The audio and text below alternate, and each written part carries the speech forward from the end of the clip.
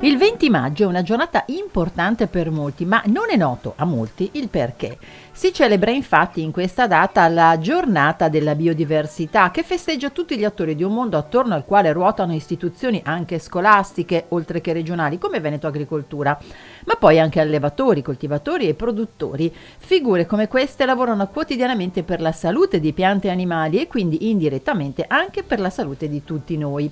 Alcune siamo andate a conoscerle partendo da Castelfranco, nel Trevigiano, dove esiste un centro di conservazione della biodiversità collegato al rispettivo istituto agrario. Siamo un centro di conservazione della biodiversità agraria, in particolare da diversi anni conserviamo 7 razze avicole venete che altrimenti sarebbero estinte, 4 razze di pollo, 2 razze di tacchino e una razza di faraona, e siamo i conservatori di alcuni mais antichi, tra i quali il mais biancoperla, che è un presidio slow food e l'istituto storicamente è la sede del presidio, e da qualche anno ci occupiamo anche della conservazione del mais cinquantino della Castellana.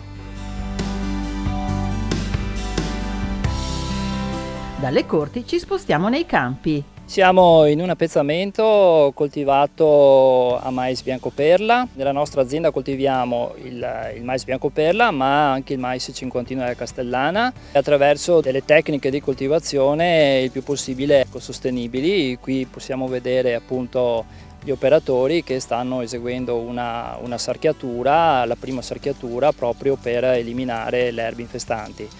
Volevo ricordare che i mais antichi veneti saranno praticamente tutti registrati presso l'Anagrafe regionale della biodiversità nazionale. Qui praticamente chiudiamo la nostra filiera in azienda con questi prodotti.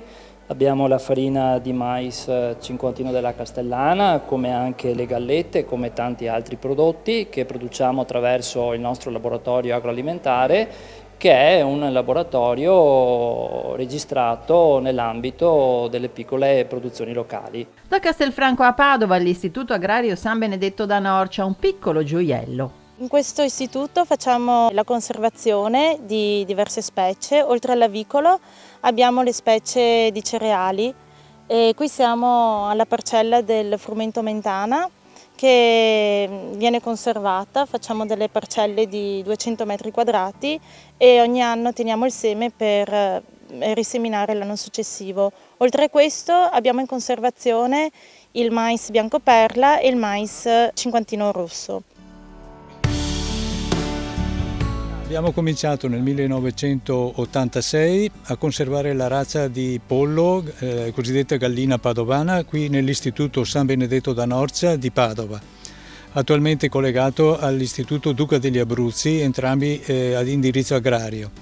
Dalla conservazione della gallina padovana abbiamo avviato la costituzione dell'associazione Pro Avibus Nostris, tradotto a favore dei nostri polli, per non perdere la tradizione dell'allevamento delle razze locali in provincia di Padova, che ha una storia che risale al 1600 e anche oltre.